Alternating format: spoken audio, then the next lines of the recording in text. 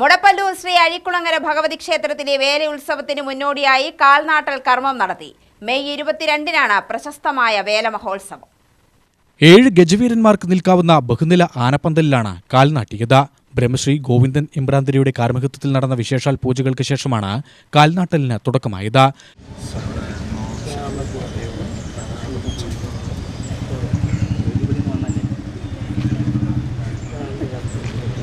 ബ്രഹ്മശ്രീ ഗോവിന്ദൻ എമ്പ്രാന്തരി കാർമ്മികത്വം വഹിച്ചു.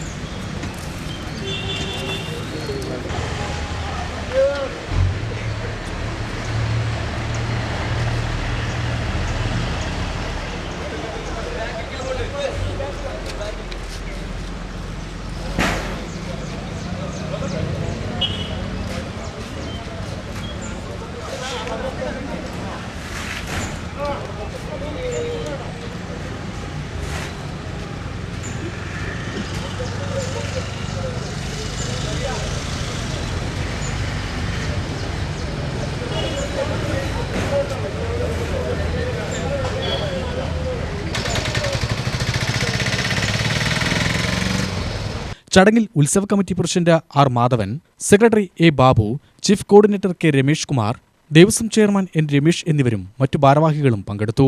ചെറുതുരുത്തിയിലെ കരാറുകാരൻ എം എ സെയ്ദലവിയാണ് പന്തലൊരുക്കുന്നത്. UTV news, Palakkad.